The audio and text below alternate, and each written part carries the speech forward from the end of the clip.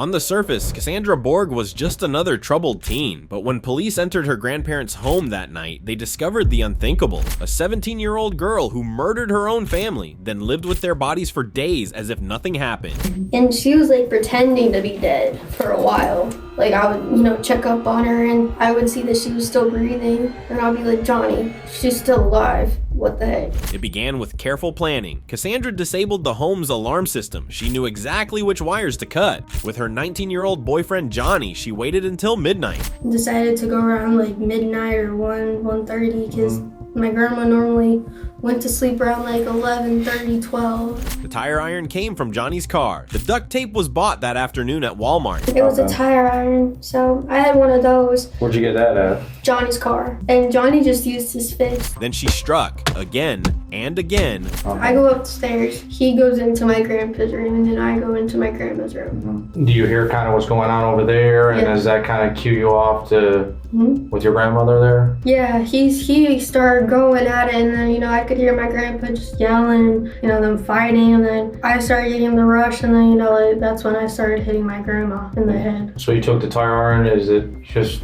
I started just beating her head with it.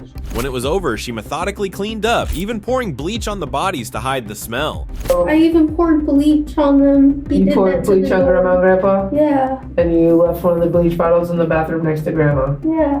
Why did you pour bleach on them? Johnny told me to. For the smell?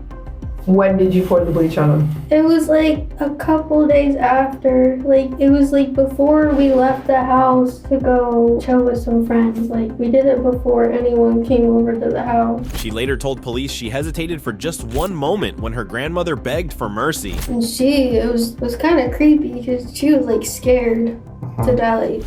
Cassandra withdrew money from her grandparents' accounts. She went shopping, attended her karate classes. When you guys left, did you go to make any purchases to buy some new clothes, using credit cards or anything? Yeah. We got receipts in that. So do you remember whose credit card you used? It was my grandma's credit card. For 5 days, life continued normally in that suburban home. Meals were eaten, TV was watched, all while 2 bodies decomposed just upstairs behind locked doors. The plan might have worked longer if not for one mistake. Cassandra and Johnny grew reckless. They bragged to friends about starting fresh. When they tried to expand their killing spree to Johnny's family, someone finally called the police.